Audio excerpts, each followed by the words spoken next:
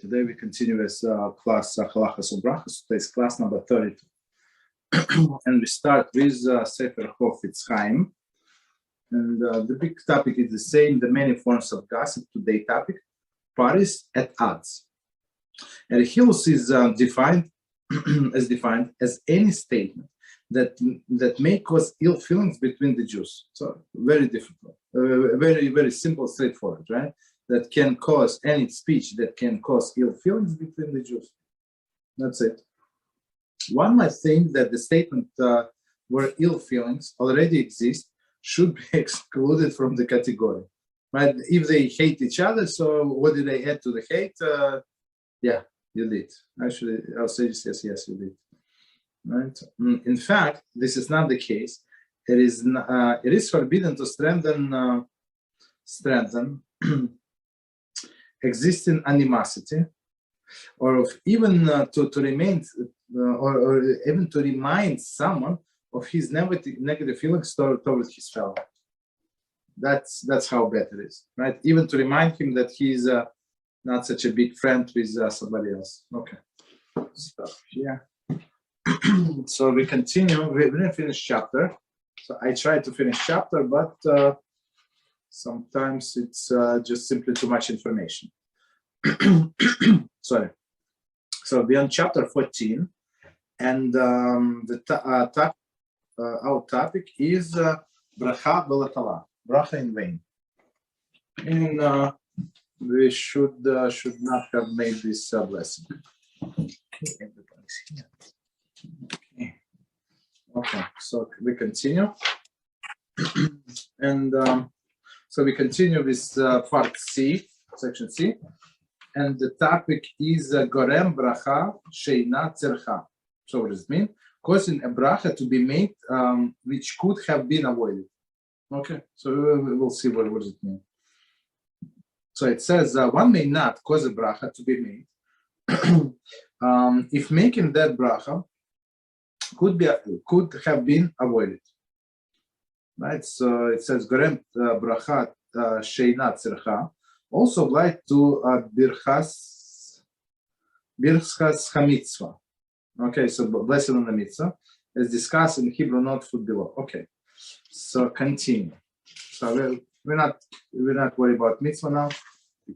We're worried about the blessing on the food. Okay, so it says, to illustrate, one is about to eat a dinner consisting of chicken soup, and roast beef. Chicken soup and roast beef. Okay. He may not split the meal by first eating the soup and making barei nefashos on it, and then making a second Shehakol on the roast beef. This is considered Gorem Bracha Sheina Tzercha, since both soup and roast beef could have been covered with a Bracha Rishona and Bracha Achrona. I'm not sure that the way I see it, the person is simply crazy. That's what it is. Okay, so let's look at this example. So a person have soup, right, and he have roast beef, second course. So technically he makes one blessing on the soup and it covers the second course, all the Shehakol it covers. Okay, but this person decided to be smart and he wants to make an extra blessing. So he would say, what is wrong with bless Hashem one more time? But actually, as we said in the introduction, it's a very big issue to make this unnecessary blessing, right? So here, after he finished soup, he made after blessing after the soup, and then make the blessing on a meat and continue eating it. So if in the cases when the person did not have in mind, and he would say he thought that I'm going to have only soup, and then he finished soup and he said, you know what, actually I'm very hungry. So in this case, yes, he would need to make a second blessing. But if it was his intention to eat this and this, so it's absolutely a blessing in vain. Okay, so continue. The following are some additional applications. Number one, removing the Tofel. Okay, so let's see. So let's see. We have seen in chapter 4 there are two more foods combined. When two or more foods are combined into Ikar and Tofel mixture. So Ikar, we said it's a primary food, and Tofel we say it's a subordinate food. Okay, so one more time, the two or more foods are combined into Ikar and Tofel mixture. One bracha on a Ikar, on a primary food, right, covers all foods components of them in the mixture. So if they're mixed, if they're actually mixed. Therefore, according to many poskim, one should not remove Tofel components in order to make separate bracha on it, and then make bracha on an Ikar. This is considered garem bracha sheina tzercha. For had he not removed the Tofel, the bracha on Ikar would have covered it. Okay, so I hope they're going to give us example, but okay. So basically, he had primary and subordinate, and he made the blessing on subordinate. He removed subordinate to make a blessing on a Ikar, and then in order to make the blessing on a Tofel. I'm not sure why would somebody do that, but okay. So let's see, commentary. This case should not be confused with one discussed above in section B1C, okay, where bracha had already been made on an Ikar, which exempt the Tofel. Therefore, bracha made subsequently on a Tofel is bracha sheina tzercha. Okay. In the above case, the bracha is not yet made on an Ikar, since the Tofel has been exempt. Okay. The bracha being made on a Tofel is not considered bracha sheina tzercha. Making bracha on a Tofel ahead of Ikar is nevertheless gorem bracha sheina tzercha, as explained above. Okay, so let's try to understand what it says with all of these long words. Okay, so from the beginning. This case should not be confused with the one discussed above section B1C. There the bracha had already been made on Ikar, which exempt the Tofel. So so the case, the examples that we used before, the Ikar and Tofel, you have French rice and you have ketchup. So ketchup is a Tofel, right? It's subordinate to the French rice, right? So you would not make a blessing on a ketchup separately. You make on a French rice, and it's covered the ketchup, right? Even though there's two different blessings. Okay, so he said in the previous section B, so this is section C, we said if he already made the blessing on a Ikar, on a French rice, let's use this example, the ketchup is already exempt. So, and he cannot now make the blessing on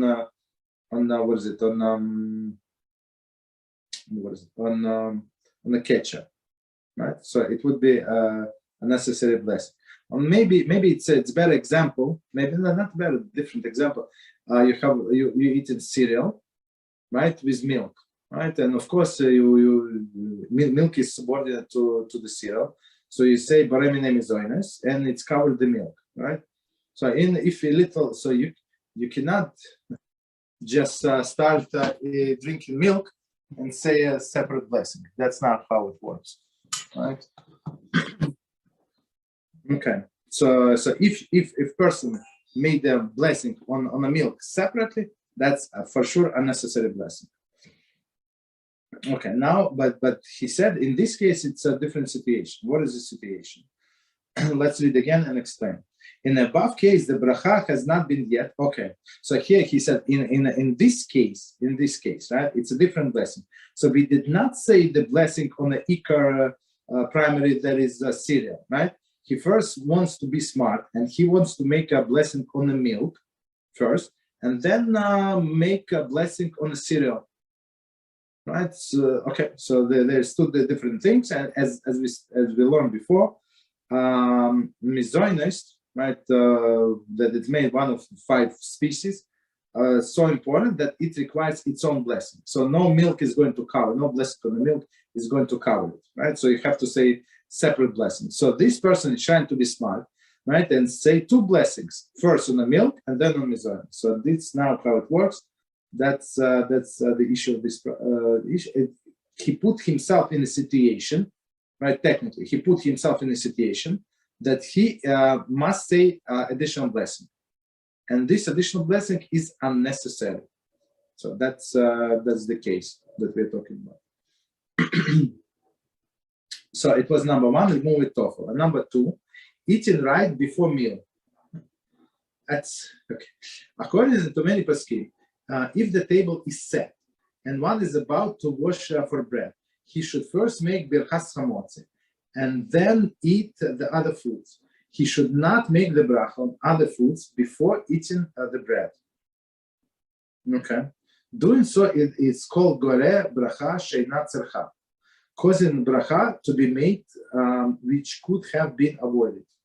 So let's, so there are a few commentaries. We're going to check this commentary. So here's the situation. So the table is set to start the meal, and a person comes and sees something that he likes at the table, right? On the table, something in a bowl, and he takes and start eating this food. Make a blessing on this food and start eating. So basically, it's an extra blessing. He could have waited an unnecessary blessing, like forced blessing. He could have waited for a few minutes, and start bread meal, and this food would be included. So this is unnecessary blessing. Okay, so commentary. Similarly, when one makes bracha on wine, he covers all the other beverages that are at the table at the time. Therefore, according to many poskim, if one is about to drink wine and the other beverages, one should not make blessing on other beverages first. This is considered garem bracha sheina tzercha, because he can make the bracha on a wine, in which case the bracha on other beverages will not be required. See chapter 6, section 8. Oh, for those who do not remember what we say in chapter 6, section 8, we're going to remind. and we said that that wine is treated in some way as a bread. First of all, wine is very important, right? It's so chashuv, right? So important that it requires a separate blessing that cannot be used for anything else, right? Same with bread. And bread covers all of the food that you usually eaten during the meal, and beverages that are usually drunk during the meal, like tea or coffee or juice or water or whatever people drink, right? Soda. and wine covers all of the beverages that the person is going to drink, all of it, right? Even though it has different blessing, still covers all of the beverages. So now that they say in this commentary, the author has this very interesting situation, right? So person is planning to drink wine during the meal, okay, for sure. The wine is on the table, he likes the wine. It's not like he's going to skip and he just changed his mind. It's not the situation, right? So, but he wants to make an extra blessing, right? Let's say it's not a bread meal. Let's say to make it simple, right? And he makes a blessing on a soda first, right? And he drinks soda, and after that he makes the blessing on wine and drinks wine. So this is the blessing on a soda is unnecessary blessing. So the proper way would be to make the blessing over the wine, and it's going to cover all of the beverages. So why are you making separate blessing on the soda? Just wait a few minutes, or make the blessing on the wine. It's going to cover soda. That's all of the situation when person is putting himself in that situation, like he forcing the bracha extra, right? I mean, if he already made the blessing on a soda, of course he's obligated to make the blessing on the wine. There's no question about it. But it could have been avoided if he would attend our classes and follow the proper procedure. Okay, continue. Where it is customary to eat the first item before the second, one may do so according to all views, even if it could be covered by the Brachot on the second item. Okay, so let's see the example. For example, in the above case, if horse divorced or appetizers are served before the meal, okay, before the meal, he's not required to delay eating them until after the washing for bread. Okay, since it is customary to eat this horse divorced before the meal, it is not considered gorem tzercha gorem bracha sheina tzercha. Okay, so let's try.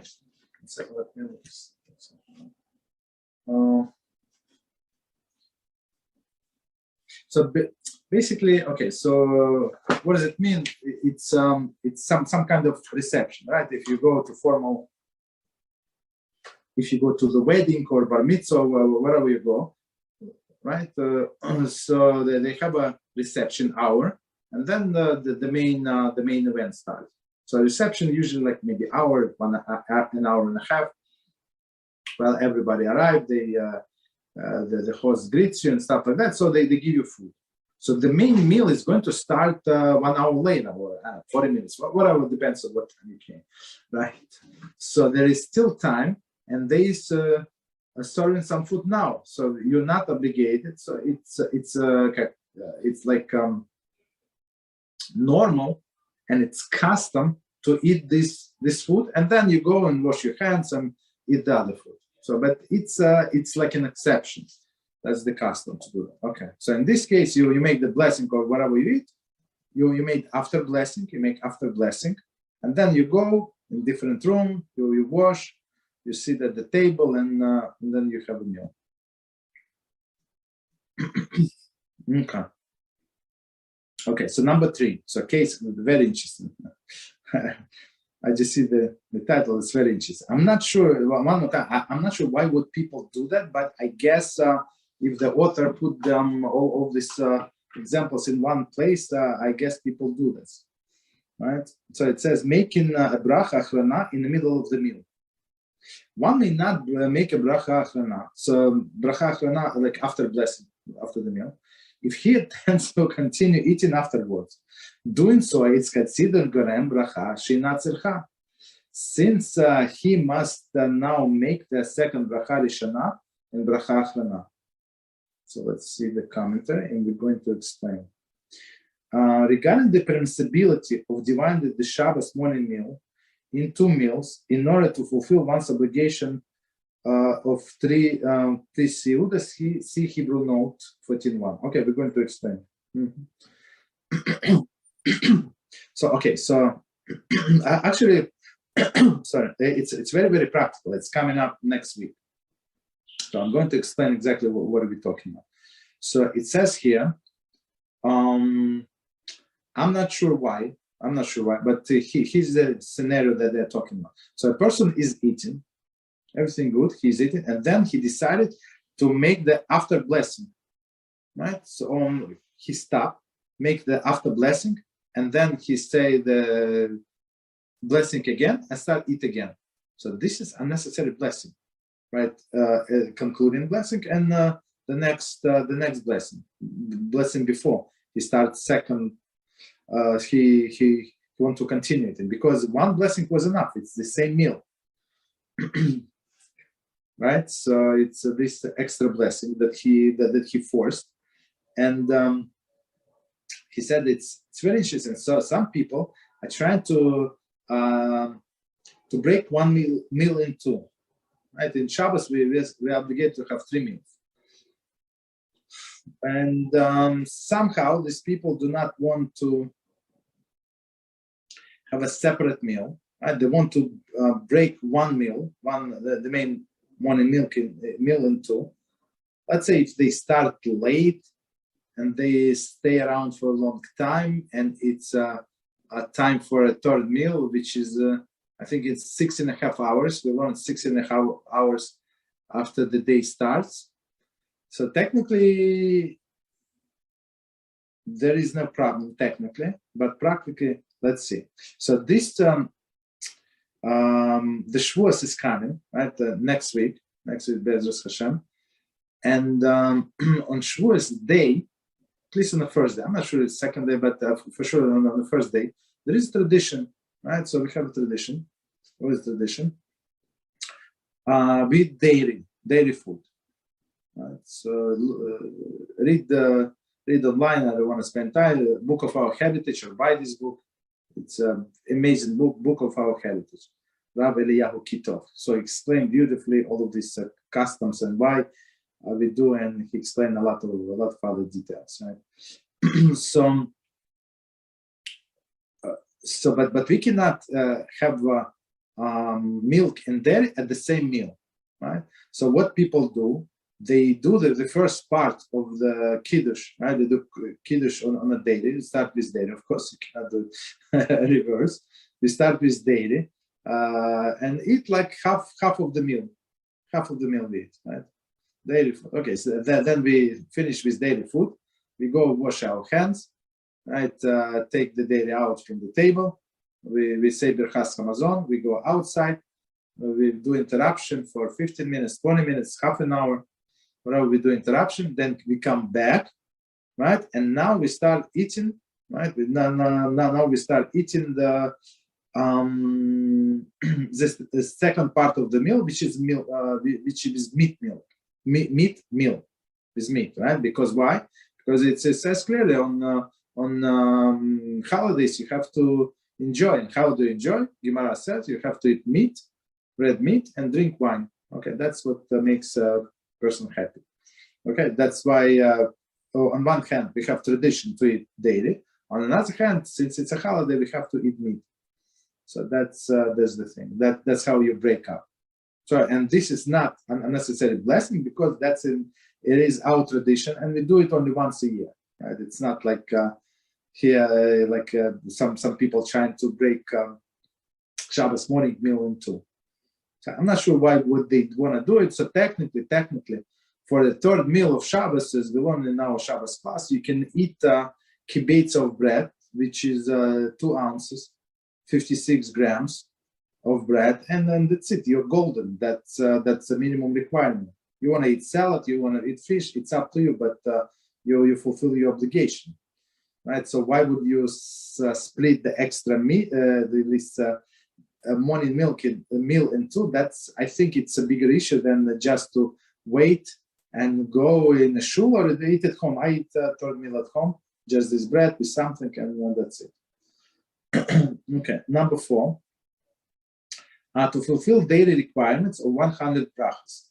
That's the issue. So some people take things out of the context, and the most dangerous people, they know a little, especially people who watch YouTube, and sometimes they watch too many lectures, and they have absolutely salad. They cannot, they don't know one halacha by heart, exactly zero. But because they watch so much material, they get into their mind, they know things, right? And they remember that there is David HaMelech instituted that you must say 100 blessings because people were dying, 100 people a day. He instituted this blessing, and the plague stopped. Okay, that's what he does. Okay, so it is a requirement to say 100 blessing, but you cannot say blessing in vain. Okay, so that's the thing. Let's see. One is required to make minimum 100 blessings every day. According to most paskim, one may not be gorem bracha she'ena tzarcha, meaning do not put yourself in situation to force a blessing. Right? In order to fulfill his daily bracha quote. For example, after washing for bread and starting the meal, one calculated that he will not be able to recite enough brachas, blessings, right, to fulfill the daily quota. If he were to save some of the food being served during the meal and eat it after benching, meaning after Berachos Hamazon, the extra brachas required could be used to fulfill his quota requirement. However, he may not do so, as this is considered garem bracha sheina tzircha. So for women it's harder. So I don't think they mean women here. I don't think so, because it's I would say for women it's mission impossible to make or close to impossible to make 100 blessings. For men it's easy, especially during the week. You go to the shul, you do Shmona Esrei, you have 19 blessings right away. You have 60 blessings just praying with a minyan, right? And plus all of the Shema, all other blessings. So you have more than 100 blessings easily. But for women who do not pray 3 times a day with a minyan, of course, most of the women don't. So I think it's not does not apply to them, only to men. Okay, so on Shabbos, as you know, on Shabbos there is a little bit of problem, if you can say, right? So because on Shabbos it's not 19 blessings, it's only 7 blessings. So already you're missing a lot of blessings. Of course, there is Musaf and stuff like that, but you're short of some blessings. I don't remember exactly the calculations, but when you do 3 meals on Shabbos, so you basically technically have to do like some dessert. Of course, dessert, as we said before, it's not covered, so you're fine. And maybe you drink between the meal. Maybe you have a coffee, you have a water, you have whatever. Plus, you go to the restroom a few times. So technically, maybe you need few more blessings, and you're okay. Okay, so this person calculated that it's not enough. Let's say he overslept, did not go to the shul for morning blessings, right? Okay, yeah, morning blessings. When that's another. I don't know how many of them, 12 or something, right? Plus them, of course, blessing on the Torah, right? People are being called up to the Torah. That's also counts. Okay. So, all right. So, but it's absolutely not allowed for him to do his calculation and save some food. So he's still hungry. So he still finished his meal, say Berachos Hamazon, and now he wants to make another blessing on these different foods to make up 100 blessings. That's not a smart investor. Let's put it this way. Okay. Number 5, exceptions. So exceptions to resolve doubtful situations. In situation where the requirements of the bracha is in doubt, it is preferable for one to find the alternative way to cover the food with a bracha. Okay, so let's see, commentary. We have seen in section B2 that when one is uncertain if bracha is required, he may not make bracha just to be sure. If the food was already covered by bracha, he would be making bracha sheina tzircha. Therefore, in cases where the requirement to make bracha is questionable, one is permitted to eat without making new bracha. Okay, actually, it's not exactly the case. We're going to learn, I think, in the next paragraph, not next chapter. No, it's not next chapter. Okay, the chapter after that, I think it's 16. Now it's 14. In 16, we're going to see how we can fix that issue. Okay, so here's the situation that we are in. So the person the person is not sure, right?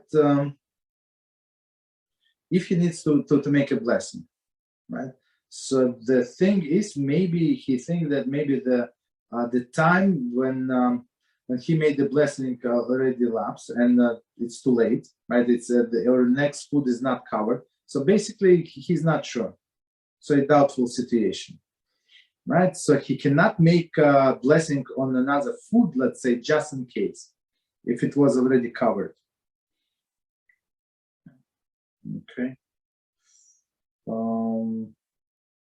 So technically, so the bottom, so it's better to find the food that was not covered for sure. it was not he didn't have in mind to eat it, and it was not in front of him on the table. So basically, in this case, he can take another food and make a blessing and have in mind that this food should cover whatever the questionable food, or as we said before, ask somebody else to make a blessing and have him in mind, right? Yotzehim, motzehim. Okay, continue. In cases where such as this, one may be gorem, a possible bracha sheina tzercha, cause what might be unnecessary bracha to be made. If the objective is to be circumvent, or if his objective is to circumvent the uncertainty. So, okay, so he's not sure if the food is covered. So basically, we said before, his situation is not such a simple situation. He cannot continue eating, right? Why? Because maybe he needs to make a new blessing, and he cannot make a new blessing. Why? Because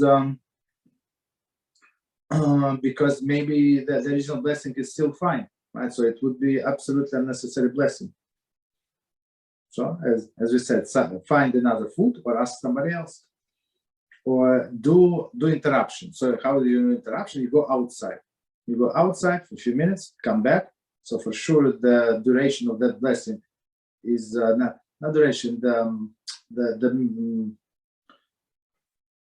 The meal session ended, right? And now you have to make the after blessing, and you would be allowed to make a new blessing on the food and start eating.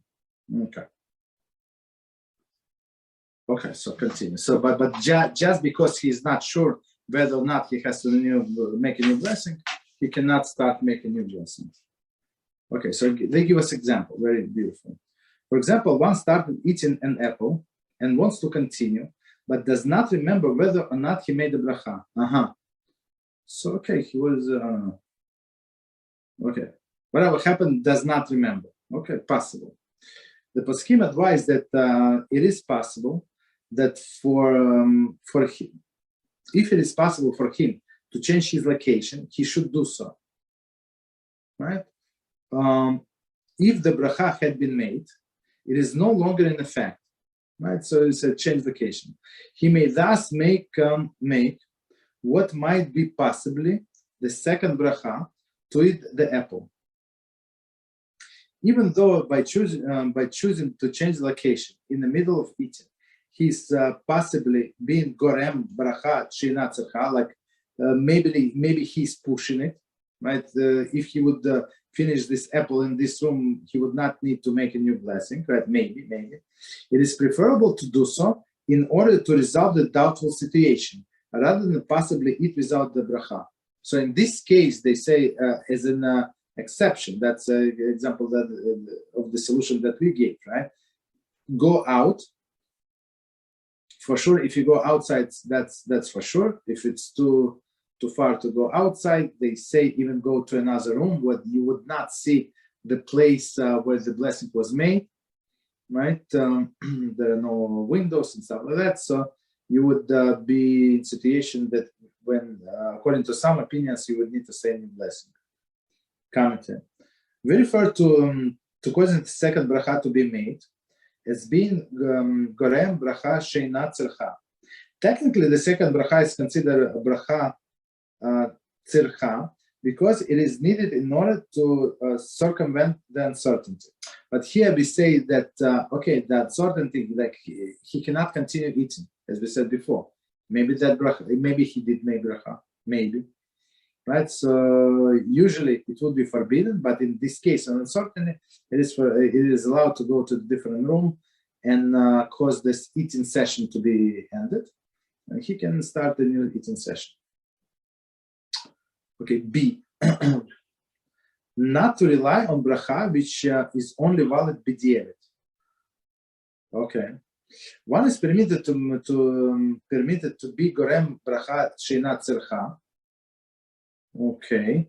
In situation where the original bracha is only valid b'diavad, whereas new bracha will be effective lechatchila.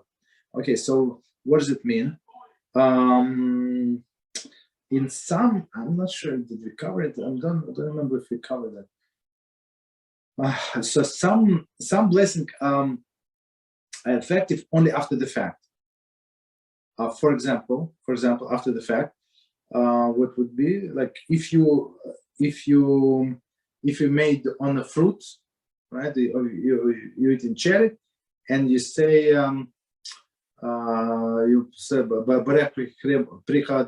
right? You said the blessing for the fruit of the earth, or the fruit of the ground. Even though technically it is true, but only after the fact. The proper blessing on the cherry, right? After the fact, okay. So after the fact is called b'diavad, right? B'diavad, something very pronounced, right? And the correct blessing is it's called lechatchila. Okay, so let's see. So they say if he made this blessing that is b'diavad is covered, so maybe in this case he can make a new blessing lechatchila, right? So okay, so let's see what would be the case. For example, according to many paskim, if one mistakenly made bare minemizoines on any food item except for water and salt, it is valid b'diavad. Okay. So bare minemizoines is I think it translates the food items that satiates, right? So basically, if I eat potatoes, they also satiates, right? So after the fact, it's not correct blessing, bare minemizoines on potatoes, but after the fact, they say many paskim said there is no problem. The paskim advised, however, that one should only eat the first bite and not continue eating the non-mizoines food item, although it is covered b'diavad with bare minemizoines. So paskim say, okay, you made the mistake. Okay, so not to make a blessing in vain after the fact. So you whatever you put the first bite in your whatever you're eating, okay, you can swallow. You can chew and swallow, no problem. Right? Okay. B'diavad, he's good. Rather, it is, if possible, for him to change location. He should do so even though the change of the location will cause the second bracha to be made. Okay. So now he changed the location. Now he has to make the different blessing, right? But that's because in the case of b'diavad. Second, continue. In this case, one is permitted to be gorem bracha sheina tzercha, like pushing the new bracha, like in other situation would be unnecessary, in order to avoid having to rely on bracha, which is only valid b'diavad. Plus, not everybody agree that it's valid. So since he has some big rabbis to rely upon, he ate the first bite, and then he changed location, come back, so that the blessing no longer valid. He did not eat enough, so he would not need to make the blessing after the meal. Just initial blessing on the food. Okay, so we finish this chapter. Any questions? So it was unnecessary blessing. Okay, so if no questions, we continue with the next chapter. Also very interesting chapter, 15. I'm just saying by the topic. It says mistakes in a bracha. So meaning a person said the wrong bracha, right? What is covered, what is not covered. So actually, whatever this last example, that's why I said probably that I was not did not remember we learned. We did not. So it's actually in this chapter, upcoming chapter. That's why I didn't remember. Okay, so introduction. In this chapter, we discuss what to do when one makes mistakes while reciting bracha. Section 8 deals with the omission of the words during the recital of the bracha. That's a big one. So, and especially, I just want to mention people who speaks very fast, right? When they make blessing, for sure, like I hear in the show, people swallow the words, for sure. Right? That's a big issue when people remember blessings and prayers by heart, and they try to say it faster. For sure, they skip in the words or combining the words. That's simple disaster. So the best way to say, the blessings not, but all the prayers, even kiddush, say from Siddur. Just read. Sometimes a person makes a mistake while reciting bracha and quickly corrects himself. For example, he mistakenly recites Borei Pri Cho'etz on a slice of pineapple, then quickly correct himself saying Borei Pri Cho'adama. Mistakes such as this discussed in section B. Okay. So meaning, as we said before, if he corrected himself in 1.5 to 2 seconds, so there it's no problem. It's good. Continue. At times, a person may start to eat and then realize that he forgot to make a bracha. So that's exactly our case. Right? No, it's not. In our case, he was not sure that he made it or not. The correct way to deal with a situation such as this discussed in section C. So, for example, a person starts drinking, right? And whoa, I forgot to make a blessing. So, what to do in this? Or beaten apple or whatever, right? So, forgot not forgot. For sure, person knows he did not or she did not say a blessing. Continue. Section D deals with wrong brachas, which are nevertheless valid. For example, if one incorrectly recites Borei Pri Cho'adama on an apple, the bracha is valid and new bracha may not be made. Okay. So one more time, the section D deals with wrong blessing, which nevertheless valid. For example, if one incorrectly recites Borei Pri Cho'adama, okay, so he said. Blessed is a fruit of the ground on the apple, which is fruit of the tree. So after the fact, it's a valid. Why is it valid? Because his statement after the fact is a true statement. He did not say something untrue. The section C deals with what to do after making invalid bracha. Okay, so of course we're not going to cover such a big topic tonight, but at least we start. So section A, omitting words. That's a big issue. Okay. Every bracha is a statement of an acknowledgement to Hashem, which has been precisely crafted by Chazal. An omission or a deletion of even one word can invalidate the bracha. Discussed in greater details in Hebrew note footnote 1. Okay, so let's see. Commenting. For example, a praise Melech HaOlam refers to the fact that Hashem is the king of the universe. Okay, that's a big deal, right? If either the words Melech or HaOlam were deleted, bracha would not be acknowledging Hashem as the sovereign ruler of the universe.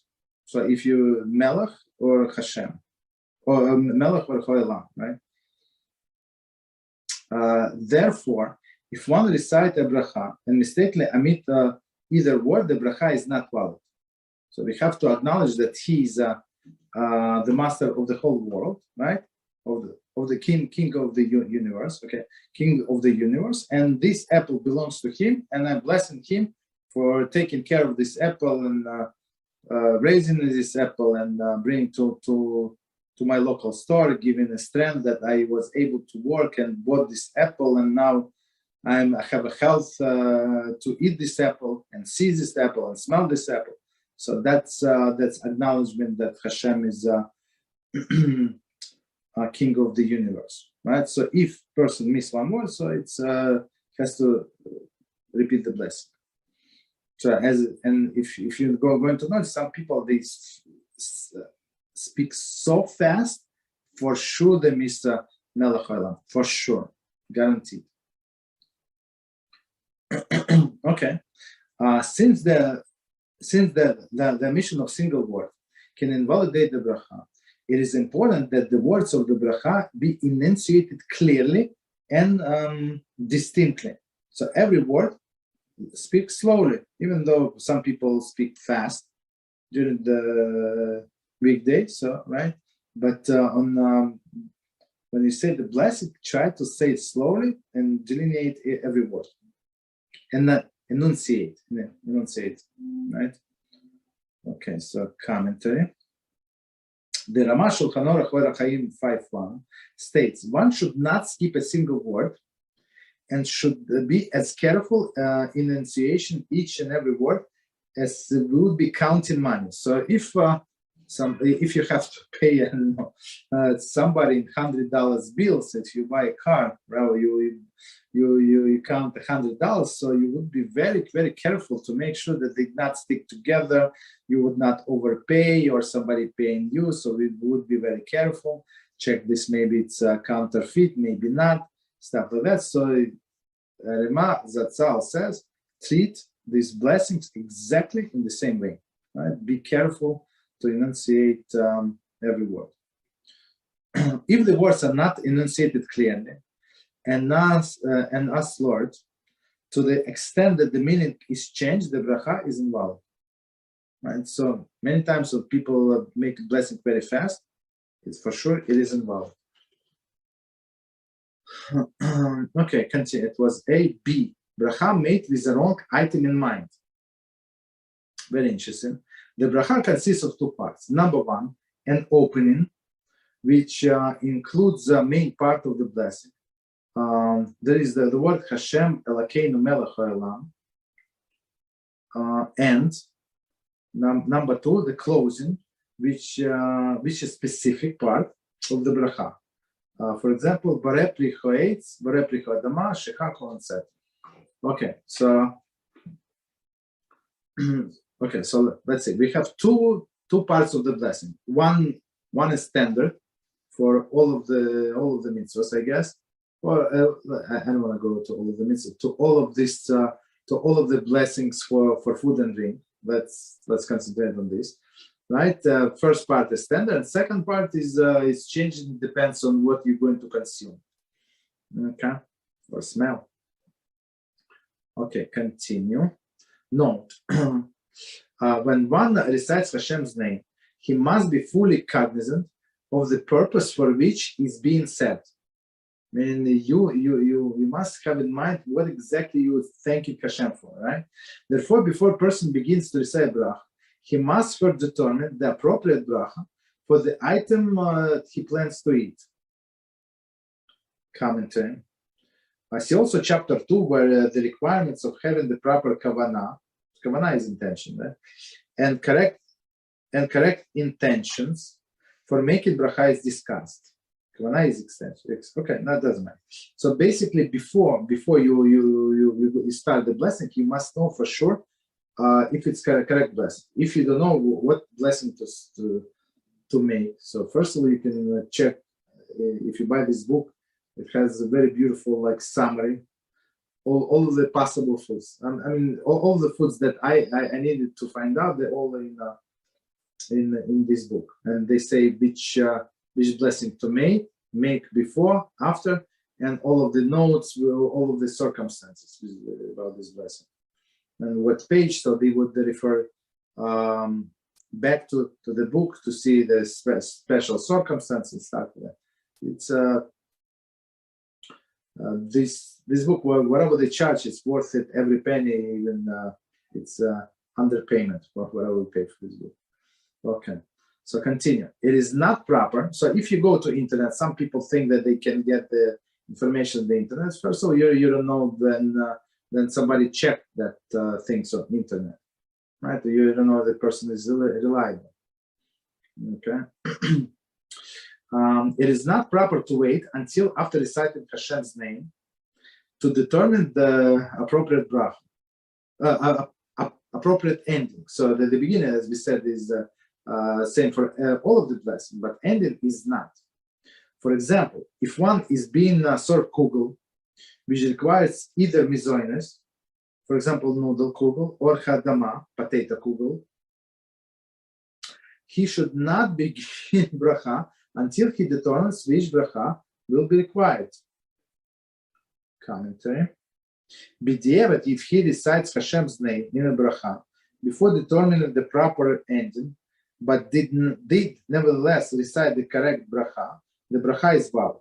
So, but it's all after the fact. So basically, we're saying that before starting blessing, a person must know how to end it. Before recite opening blessing, he must know how to end it. Okay. Continue. Number 1. Planned to say correct bracha, but recited wrong ending. Very interesting.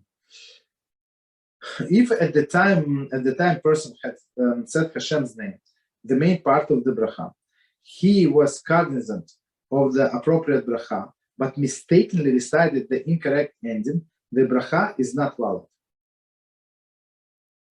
Right? So what matters? What we say out loud. Okay, he had the good intention, but guess what? It does not make any difference. So commentary. This is the opinion of the most paskim. According to one view in the Shehakol, if one recited the main bracha, the main part of the bracha, with intention to recite the proper ending, even if he did not do so, the bracha is valid. Okay. So I mean, we go by majority opinion. So even though there is such opinion, so we rely on most paskim. They say even he had the right intention, right? But he said the wrong blessing. It's not valid. Okay. For example, one took a carrot and started making bracha.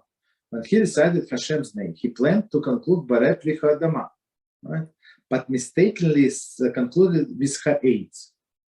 For whatever reason, the person got confused. So intention was correct, but he finished not correct. Even though he had planned to say the proper bracha, when he recited the main part of the bracha, nevertheless, since an incorrect blessing was recited, it is not valid. Okay, so he must repeat the blessing. Unless we're going to say, unless he was able to fix his mistake in 2 seconds, under the 2 seconds. Okay, number 2. Plan to say a wrong bracha, but recited correct ending. If one planned to say a wrong bracha, when he recited Hashem's name, but caught himself and recited the correct ending, b'diavad, only after the fact, the bracha is valid. For example, one had what appeared to be a glass of grape juice in his hand, and at the time he said Hashem's name, planning to make Berachot Gofen. Before reciting that incorrect ending, he realized that that was actually soda. Okay, and had concluded with appropriate Shehakol. Even though he had planned to say a wrong blessing, at the time he recited Hashem's name, nevertheless, since the recital bracha was corrected, it is valid. So I think it's a classic example. So he thought that it's grape juice, but then he saw the bubbles, right? And they saw that the color is different. So he understood that it's actually soda. So he thought to make the blessing Berachot Geffen, but saw that it is soda. He said Shehakol, finished with correct Shehakol, no problem. Right after the fact, no problem. Continue. Number 3.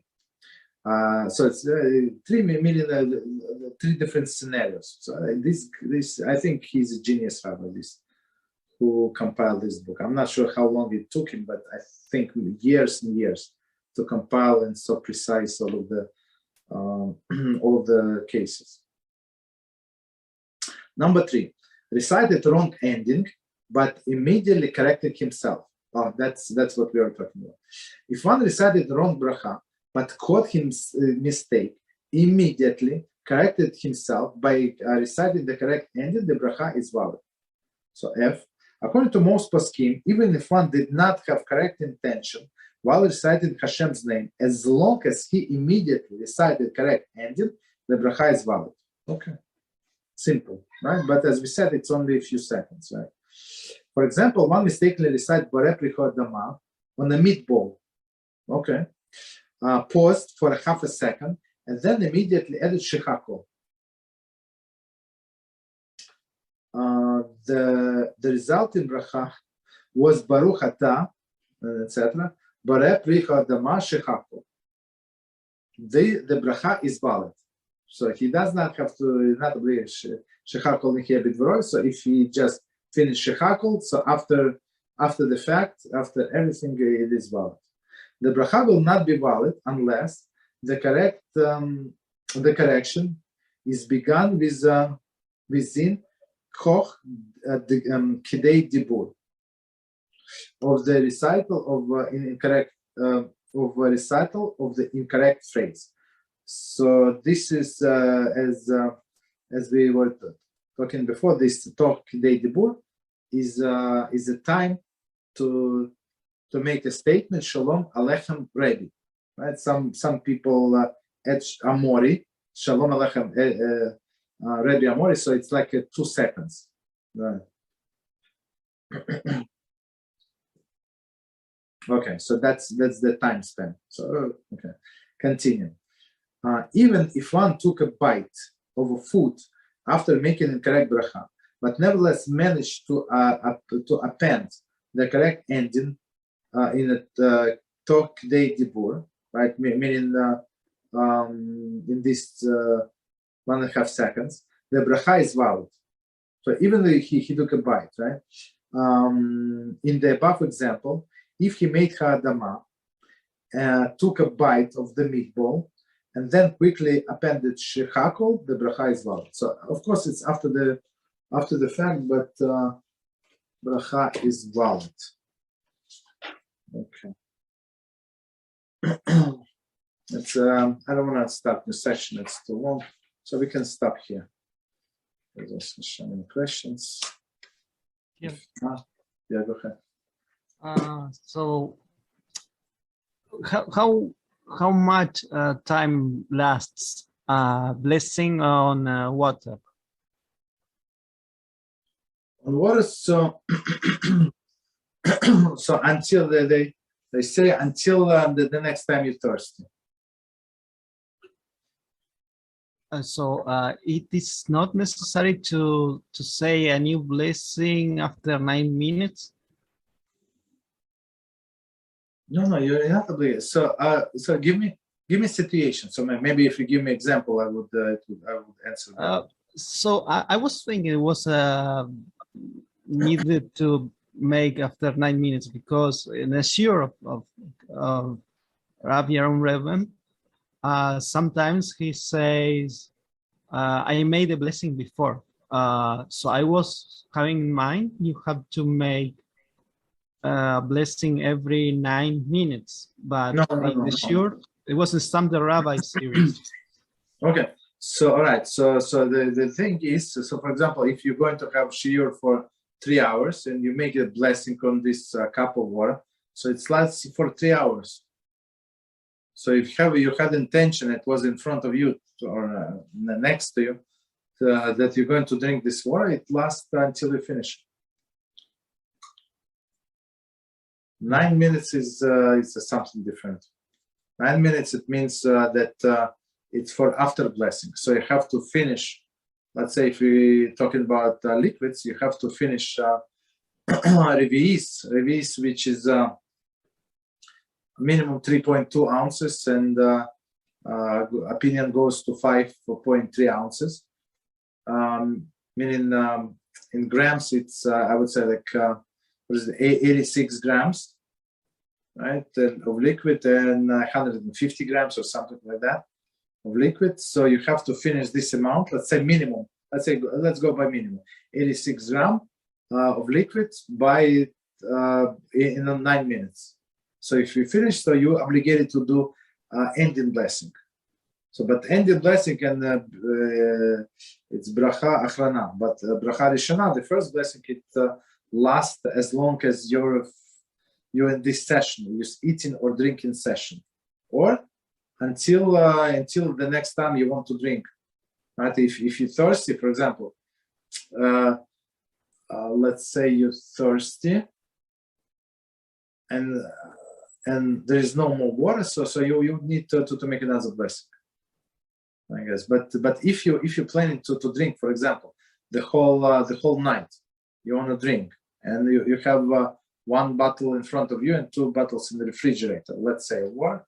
So this you make the blessing on this bottle and lasts for all other bottles, unless you went outside, you came back, this and that, you distract your mind. So I mean, you went to different room, this activity, that activity. So it would be the interruption. But otherwise, you can stay the whole night and drink with one blessing.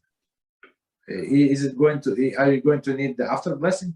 Depends. And if you drink in a small increments, and you're not going to cover this 86 grams, this 3.2 ounces in 9 minutes, so you would not make an after blessing, even if you drank 3 bottles. Go ahead. So, and what's better, to eat without saying a blessing, or to just say Shehakol? What do you mean? In what situation? Can you explain your situation? If we don't know which blessing is needed to be done. Okay, so if you don't know which blessing, you need to find out which blessing. Why do you don't know? So I mean, if there is no way to find out, right? You in some circumstance, so you do Shehakol and it covers. Yes, after the fact, it covers. Okay. Or this is actually, I think, in this chapter, right? When in the next section we didn't get to it. If he made a wrong blessing, so as we said on cherry, it should be fruit of the tree, and he said the fruit of the ground. Or as we learn, he made bareminim zoines, right? The things that satiates on any food. So after the fact, it is followed. After the fact. Okay. Any other questions? That's all. Thank you. Okay, no problem. All right, so let's stop here. So wish you good Shabbos until Monday. There's a session Monday. Thank you. Good night. Good Shabbos. Good night. Shabbos. Good night. Thank you. Good Shabbos. Good Shabbos. Good night.